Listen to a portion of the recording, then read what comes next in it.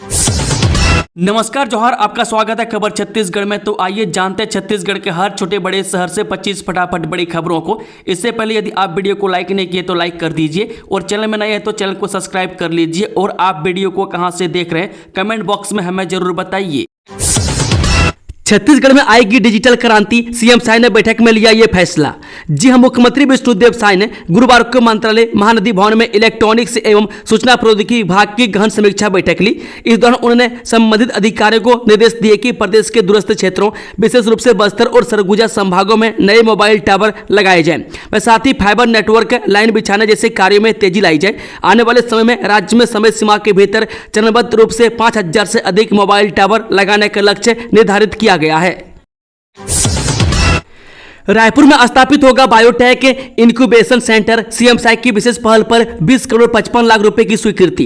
केंद्र सरकार के सहयोग से प्रदेश के रायपुर में जैव प्रौद्योगिकी पार्क की परियोजना की स्थापना की जा रही है। इसके पहले चरण में इंदिरा गांधी कृषि विश्वविद्यालय परिसर में अत्याधुनिक बायोटेक इंक्यूबेशन सेंटर का निर्माण किया जा रहा है। वह केंद्र सरकार के सहयोग से प्रदेश के रायपुर में जैव प्रौद्योगिकी पार्क की परियोजना की स्थापना की जा रही है। इसके पहले चरण में इंदिरा गांधी कृषि विश्वविद्यालय परिसर में अत्याधुनिक बायोटेक इंक्यूबेशन सेंटर का निर्माण किया जा रहा है। इसके लिए भारत सरकार, राज्य शासन और इंदिरा गांधी कृषि विश्वविद्यालय के मध्य एनओयू पर हस्ताक्षर किए गए।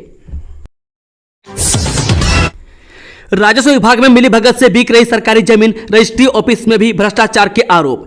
छत्तीसगढ़ के कोरिया जिले में इन दिनों भूमाफियाओं का आतंक तेजी से बढ़ता जा रहा है। मैं जिले के कई क्षेत्रों में सरकारी जमीन को राजस्व विभाग के कर्मचारियों और अधिकारियों की मिली भगत से बेचे जाने के गंभीर आरोप सामने आए हैं।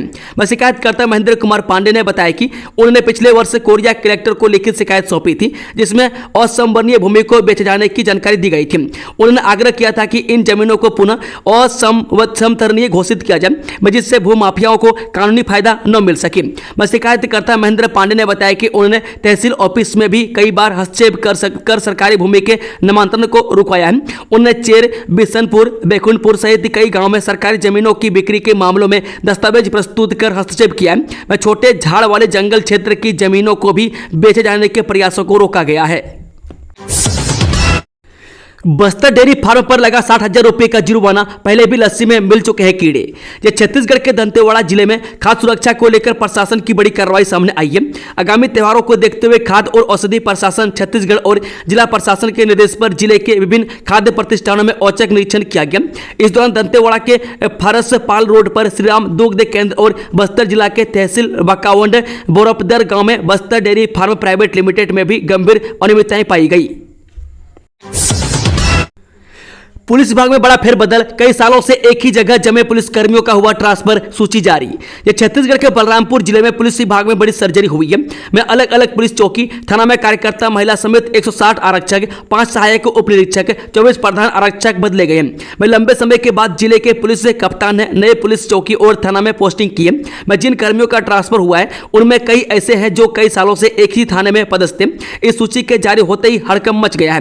में जानकारी के मुताबिक जिले में कुल 16 पुलिस थाना है और 9 पुलिस चौकी है, जिसमें लंबे समय से महिला और पुरुष आरक्षक सहित सहायक उप निरीक्षक, प्रधान आरक्षक पदस्थ हैं। जिनके लंबे समय के बाद जिले में बेहतर पुलिसिंग व्यवस्था कायम करने के उद्देश्य से जिले के एसपी ने बड़ी सर्जरी करते हुए अलग अलग पुलिस चौकी थाने से कुल 160 पुलिस कर्मियों को एक जगह से दूसरी जगह ट्रांसफर करने के लिए ट्रांसफर ऑर्डर लिस्ट जारी किया। यह ट्रांसफर लंबे समय के बाद किया गया। उप निरीक्षक को अहम जिम्मेदारी भी सौंप दी गई है। छत्तीसगढ़ में बाढ़ की चेतावनी, मौसम विभाग का अलर्ट, इन जिलों में हो सकती है भारी बारिश। छत्तीसगढ़ में मानसूनी बारिश के कारण बाढ़ की चेतावनी जारी की गई है। रायपुर मौसम विभाग ने कोरिया, सूरजपुर, जसपुर, सरगुजा, कोरबा, बिलासपुर समेत 7 जिलों में बाढ़ जैसे हालात होने की संभावना जताई है। मौसम विभाग ने छत्तीसगढ़ में मानसूनी बारिश के कारण कई जिलों में अत्यधिक बारिश होने के कारण बाढ़ जैसे हालात होने की संभावना जताई है। विभाग ने अगले 24 घंटों में भारी बारिश होने के कारण राज्य के कुछ जिलों में बहने वाली नदियों के जल स्तर बढ़ने के कारण बाढ़ जैसे हालात होने की चेतावनी जारी की है। खेल और आपदा प्रबंधन मंत्री टंकराम वर्मा ने की पीएम मोदी की तारीफ, नई खेल नीति का क्या स्वागत।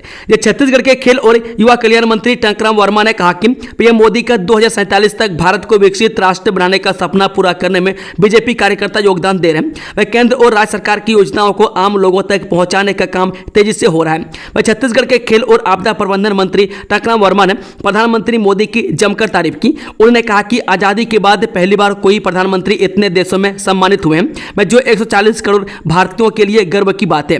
मंत्री वर्मा ने कहा कि पीएम मोदी के साथ भारत की सभ्यता, संस्कृति और संस्कार वैश्विक मंच पर चमक रहे हैं। वे न केवल भारत के बल्कि विश्व के सबसे लोकप्रिय नेता है।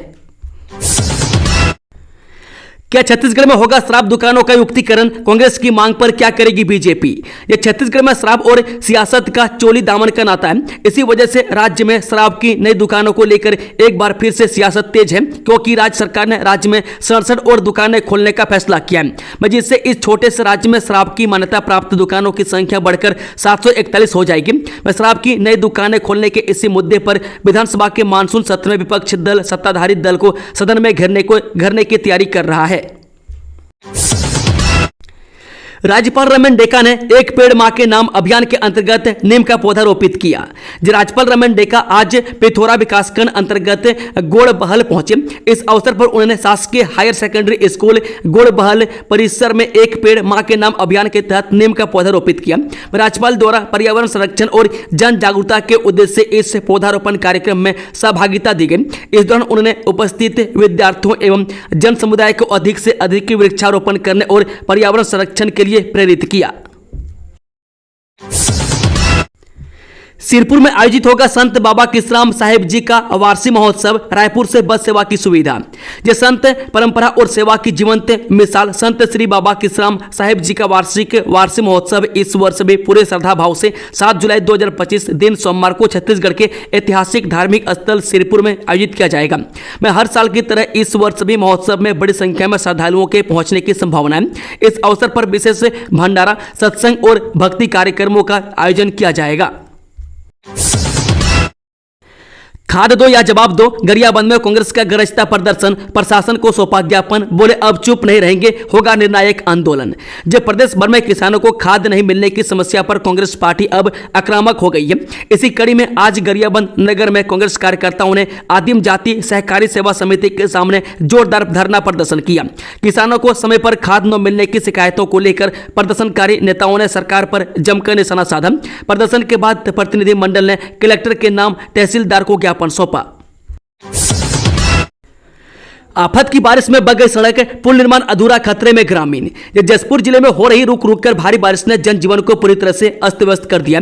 जिले के कई नदी नाले उफान पर हैं। इसी बीच प्रधानमंत्री ग्रामीण सड़क योजना के तहत पत्थल गांव किलकिला से केरा कच्छार तक बन रहे सड़क मार्ग में बहना टांगर गांव के पास स्थित बैनसारी नाला पर निर्माणाधीन पुलिया, जिसकी लागत 2 करोड़ 22 लाख रुपये में आज तक पूरी नहीं हो सकी है। पुलिया निर्माण के दौरान ठेकेदार द्वारा अस्थायी रूप से बनाई गई डायवर्जन सड़क पहले ही बारिश में हालत खराब हो गई और हो रही झमाझम बारिश से तेज बहाव में ड्यूम पाइप सहित यह डायवर्जन सड़क बह गया है।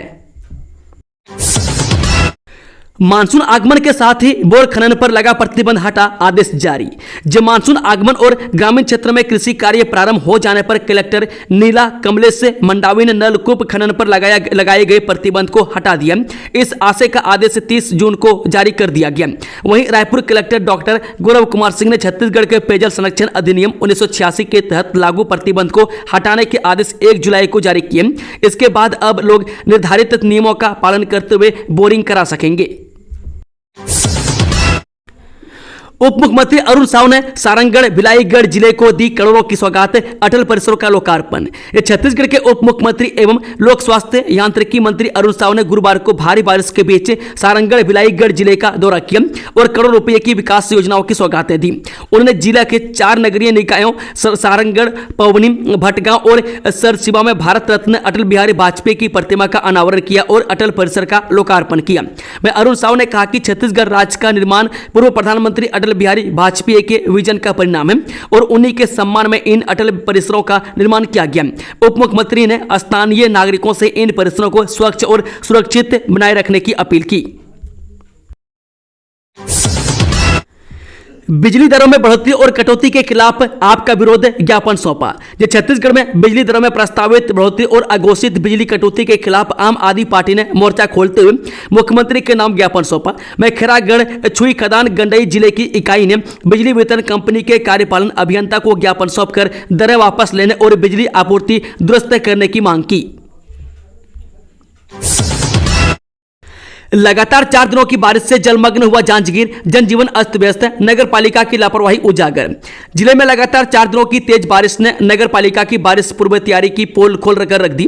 मैं जांजगीर मुख्यालय के कई क्षेत्र जलमग्न हो गए, जिससे आम जनजीवन पूरी तरह चरमरा गया। मैं स्टेशन रोड नेला पटवारी कार्यालय के पास वार्ड नंबर 17 ज्ञान ज्योति स्कूल गली, वार्ड नंबर 08 लिंक रोड और आसपास के मोहल्लों में घुटनों तक पानी भर गया। मैं बारिश थमने के बाद भी नालियों और सड़कों से पानी की निकासी नहीं हो सकी। बारिश के कारण स्थानीय लोगों को भारी दिक्कतों का सामना करना पड़ा।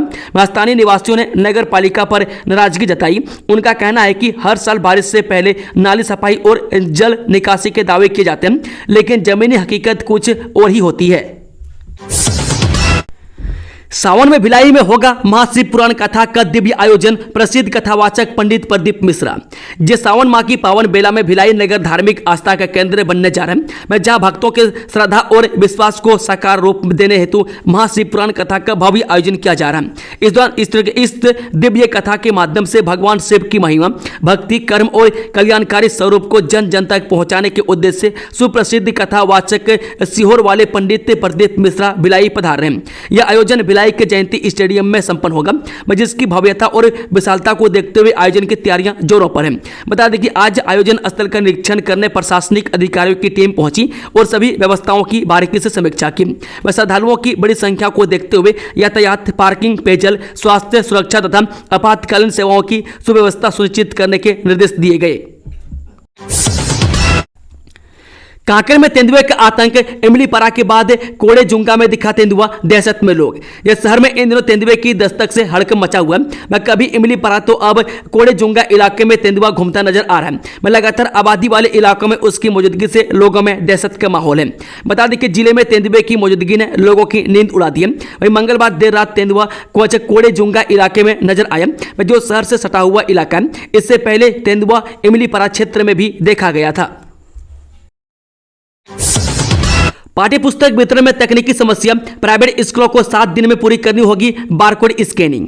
ये छत्तीसगढ़ में कक्षा 1 से 10वीं तक के सभी विद्यार्थियों को मुफ्त पाठ्य पुस्तकें वितरित की जा रही है। पिछले शिक्षा सत्र में सामने आई कुछ अनियमितताओं को ध्यान में रखते हुए इस वर्ष से प्रत्येक पुस्तक पर 2 बारकोड लगाए गए हैं, जिसमें एक के प्रिंटर की पहचान के लिए और दूसरा पुस्तक के गंतव्य विद्यालय की पहचान के लिए। छत्तीसगढ़ पाठ्य पुस्तक निगम के अध्यक्ष राजा पांडे ने बताया कि इस वर्ष से कुल 2,41,00,000 किताबें मुद्रित की गई, जो 17 से 18 जून 2025 तक सभी डिपो में पहुंचा दी गई है। शासकीय विद्यालयों की कक्षा 9वीं 10वीं की पुस्तकें स्कूलों तक पहुंचा दी गई है तथा स्कूलों में बारकोड स्कैनिंग के कार्य भी 90% पूर्ण हो गया। इसी तरह आत्मानंद विद्यालयों में भी पुस्तकों का वितरण तेजी से किया जा रहा है और 60% किताबें पहुंच चुकी है। शेष कुछ ही दिनों में पहुंचा दी जाएंगी। ऑपरेशन तलाश अभियान में मिली सफलता, 1 महीने में 4000 से अधिक लापता महिला पुरुषों की कराई घर वापसी।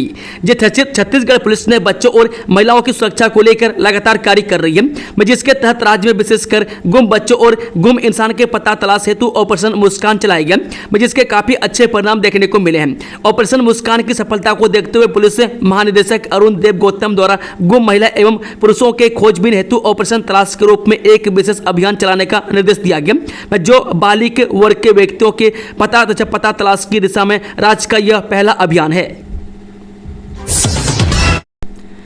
सांप डसे तो झाड़ फूंक में 9 गवाएं समय तुरंत पहुंचे अस्पताल, स्वास्थ्य विभाग ने जारी की एडवाइजरी। जब बरसात का मौसम शुरू होते ही वातावरण में नमी और उमस से बढ़ने तथा बारिश के पानी का सांप, बिच्छुओं व अन्य जंतुओं के बिलों में भर जाने के कारण ये सुरक्षित स्थान की तलाश में अवसर बाहर आ जाते हैं। भोजन की खोज में ये घरों में घुस जाते हैं, जिससे लोगों को इसके द्वारा काटे जाने का खतरा बढ़ जाता है। सर्पदंश से जानलेवा भी हो जाता है। ग्रामीण क्षेत्र में ज्यादातर लोग सर्पदंश के मामले में चिकित्सा विज्ञान पर विश्वास नहीं करते और बेगा गुनिया से झाड़ फूंक कराते हैं। सर्पदंश के शिकार लोग अंधविश्वास व अज्ञानता के कारण असमय काल कवलित हो जाते हैं। मां बमलेश्वरी ट्रस्ट चुनाव से पहले सियासत गरमाई, बैठक में हंगामा, कोर्ट के आदेश के बावजूद सदस्यता बहाली पर विवाद। जे मां बमलेश्वरी ट्रस्ट समिति डोंगरगढ़ के आगामी चुनाव को लेकर सियासी पारा चढ़ता जा रहा है। मैं ट्रस्ट के पूर्व अध्यक्ष नारायण अग्रवाल और पूर्व मंत्री नवनीत तिवारी की सदस्यता पूर्व में सामान्य सभा की बैठक में विधानसभा विरुद्ध रद्द कर दी गई थी, जिसके खिलाफ दोनों ने एसडीएम यानी कि पंजीयक कोर्ट का दरवाजा खटखटाया था। हाल ही में पंजीयक ने दोनों की सदस्यता बहाल करने का आदेश जारी किया, लेकिन इसके बाद नया विवाद खड़ा हो गया। सूत्रों के मुताबिक बीती रात ट्रस्ट समिति की बैठक क्षीरपानी स्थित प्रधान कार्यालय में आयोजित की गई थी। बैठक के दौरान दोनों पूर्व सदस्य कोर्ट का आदेश लेकर कार्यालय पहुंचे, लेकिन आरोप है कि ट्रस्ट समिति के वर्तमान अध्यक्ष मनोज अग्रवाल ने उनका आवेदन लेने से साफ इनकार कर दिया। इसके विरोध में देर रात तक दोनों पक्षों के लोगों का जमावड़ा प्रधान कार्यालय क्षीरपानी में बना हुआ था। बैठक खत्म होने के पश्चात ट्रस्ट समिति अध्यक्ष मनोज अग्रवाल ने कोर्ट के आदेश को लिया और जो भी विवाद सदस्यता को लेकर था उसको भी सुधार करने का मौखिक आश्वासन भी दिया। बिहान योजना में स्व सहायता समूह को सेंटरिंग प्लेट के मिला लोन, महिलाओं के स्वरोजगार का बना जरिया। जो अटल निर्माण वर्ष में गांव-गांव में नए निर्माण कार्यों की स्वीकृति दी जा रही है।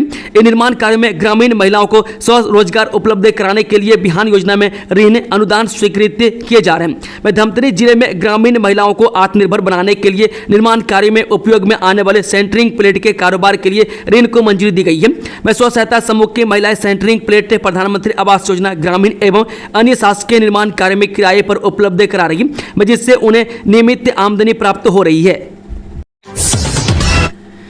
जुर्म के शिकार एसटी एससी परिवारों को लेकर प्रशासन संवेदनशील, 22 पीड़ितों को मिली 26 लाख की राहत। जब बिलासपुर में अनुसूचित जाति और जनजाति वर्ग के लोगों पर होने वाले अत्याचारों को कम करने के लिए प्रशासन की ओर से सक्रियता नजर आ रही है। जिला प्रशासन की ओर से जिले में 6 महीने में 22 से पीड़ित परिवारों को 26 लाख रुपए की आर्थिक सहायता दी गई है। अनुसूचित जाति और जनजाति वर्ग के अत्याचार पीड़ितों को समय पर राहत और न्याय दिलाने प्रशासन संवेदनशीलता दिखा रहा है। जिला प्रशासन ने जिले में 6 महीने के अंदर हत्या, शोषण, छेड़छाड़ और मारपीट के मामलों में पीड़ित 22 परिवार को 26 लाख रुपए की आर्थिक सहायता दी गई है। दुर्ग से पटना के बीच चलेगी 8 स्पेशल ट्रेन, बाबा धाम जाने वाले श्रद्धालुओं को मिलेगा आराम। जब बाबा धाम जाने वाले यात्रियों की सुविधा को ध्यान में रखते हुए रेलवे की ओर से एक नई ट्रेन का संचालन शुरू किया जा रहा है। भारतीय रेलवे की ओर से दुर्ग से पटना के बीच एक और स्पेशल ट्रेन चलाई जाएगी। इस ट्रेन के परिचालन से बाबा धाम जाने वाले श्रद्धालुओं को 8 दिन ट्रेन सुविधा मिलेगी। दरअसल भारतीय रेलवे की ओर से पहले भी इन दोनों स्टेशनों के बीच स्पेशल ट्रेन को चलाने की घोषणा की गई थी, लेकिन वह केवल दुर्ग से 6, 13, 20 एवं 27 जुलाई को उपलब्ध थी। अब नए नंबर से इन दोनों स्टेशन के बीच एक और स्पेशल ट्रेन चलाई जा रही है। यह ट्रेन दुर्ग से 7, 14, 21 एवं 28 जुलाई को छूटेगी। ऑनलाइन बेटिंग ऐप केस, दुर्ग में ईडी ने सौरभ आहूजा के बड़े भाई को दिया समन। राजस्थान के जयपुर के एक होटल में एक भव्य विवाह समारोह में ईडी ने छापा मारा। बताया जा रहा है कि यह शादी सौरभ आहूजा नाम के कारोबारी की थी। शादी समारोह के बाद सौरभ का परिवार भिलाई स्थित वैशाली नगर लौट आया, जिसके बाद ईडी ने शुक्रवार को परिवार को समन भेजा। इस कार्रवाई के तहत सौरभ आहूजा के बड़े भाई को पूछताछ के लिए रायपुर स्थित ईडी दफ्तर बुलाया गया। ईडी को शक है कि शादी के बहाने सौरभ ने कुछ महत्वपूर्ण लोगों से मुलाकात और नेटवर्किंग की योजना बनाई थी। वह फिलहाल एजेंसी सौरभ आहूजा की तलाश में जुटी हुई है। यह जांच ऑनलाइन बेटिंग ऐप में घोटाले की परतें खोलने में अहम मानी जा रही है। श्री सीमेंट प्लांट की वादा खिलाफी से नाराज ग्रामीणों का जोरदार प्रदर्शन, 7 सूत्रीय मांगों को लेकर जताई नाराजगी।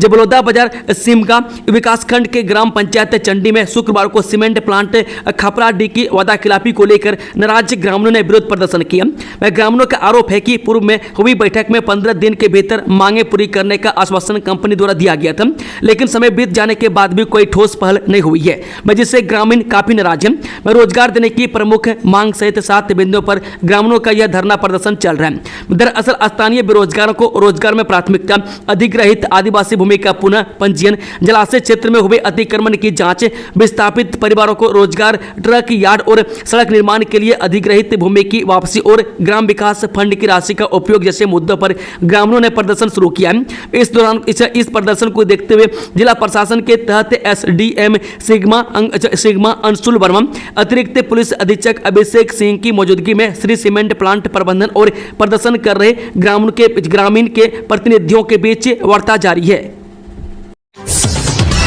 स्कूल में रीलबाजी, छात्रों ने रोमांटिक गानों पर बनाए रील, सोशल मीडिया पर वायरल हो रहा है वीडियो। शिक्षा के मंदिर को दागदार करने वाला मामला सामने आया। स्कूल परिसर में पढ़ाई के बजाय शुरू हो जाती माया की कहानी और जीना है तो पीना है जैसे फुहाड़ गानों पर रील बनाए जाने का वीडियो सोशल मीडिया पर वायरल होने के बाद हड़कंप मच गया। इस घटना ने न केवल स्कूल की छवि को धूमिल किया बल्कि सरकारी शैक्षणिक संस्थानों में अनुशासन और जवाबदेही पर गंभीर सवाल खड़े कर दिए। यह पूरा मामला रायपुर जिले के अभनपुर क्षेत्र में स्थित प्रसादा यानी कि सौंठ के शासकीय उच्चतर माध्यमिक विद्यालय का है। मिली जानकारी के मुताबिक वीडियो वायरल होने के बाद स्कूल प्रशासन और शाला विकास समिति ने आनंद फानंद में बैठक बुलाकर मामले को रफा दफा करने की कोशिश की। वीडियो बनाने वाले छात्र छात्राओं को बुलाकर समझाइश दी गई और इंस्टाग्राम से वीडियो हटा दिया गया। वह ग्राम स्तर पर भी इस मामले को दबाने का प्रयास किया गया, लेकिन सोशल मीडिया पर वीडियो वायरल होने के बाद यह मामला चर्चा में है। धारदार तलवार लहराकर दहशत फैलाने वाला युवक गिरफ्तार। जिले के सरकंडा थाना क्षेत्र में खुलेआम तलवार लहराकर राहगीरों को डराने धमकाने वाले युवक को पुलिस ने रंगे हाथों गिरफ्तार कर लिया। आरोपी के पास से धारदार तलवार बरामद की गई है। पुलिस ने उसके खिलाफ आर्म्स एक्ट के तहत मामला दर्ज करते हुए न्यायिक रिमांड पर भेज दिया है। घटना सरकंडा क्षेत्र के प्रथम अस्पताल बहतराई के पास की है, जहाँ एक युवक लोहे की धारदार तलवार लहराते हुए लोगों में दहशत फैला रहा था। सूचना मिलते पुलिस टीम मौके पर पहुंची और आरोपी राजेंद्र यादव को तलवार सहित गिरफ्तार कर लिया। दोस्तों, खबरों का सिलसिला समाप्त होता है। अगर जानकारी पसंद आई तो वीडियो को लाइक शेयर, चैनल को सब्सक्राइब जरूर कर लें और कमेंट बॉक्स में कमेंट करके बताएं कि आप न्यूज़ को किस जिले पंचायत से देख रहे थे। Thank you, all the best. जय हिंद, जोहार छत्तीसगढ़ वासियों।